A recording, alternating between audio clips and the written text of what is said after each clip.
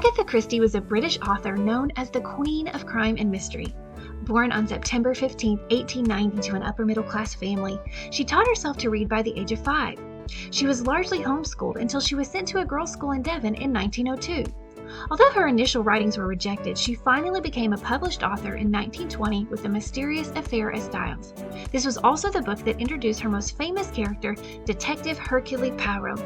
Out of her 66 novels, 14 short story collections, and several plays, the famous detective makes appearances in 33 novels, 2 plays, and 51 short stories. In 1926, perhaps because of her failing marriage and the death of her mother, Agatha Christie mysteriously disappeared for 11 days. The whole ordeal was like a plot straight out of one of her mystery novels. After she disappeared on the night of December 3rd, a massive manhunt ensued. Although her car was found rather quickly, there was no sign of Agatha. It was the largest manhunt to date, enlisting over 1,000 law enforcement officers, and it was the first time earplace had ever been used in a missing person search. After 11 days, she was found at a hotel where she reported having no recollection of what had happened. During the World Wars, Christie served in hospital dispensaries, where she actually learned about many of the poisons that she used in her stories.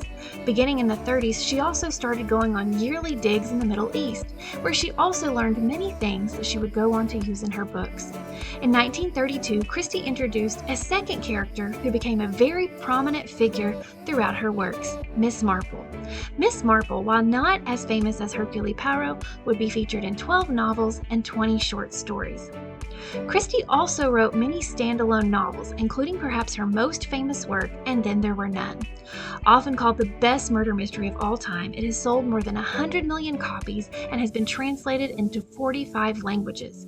The story of 10 strangers lured to an island where they are picked off one by one set a precedent for murder mysteries. Christie herself said she wrote it because she knew how difficult it would be to write.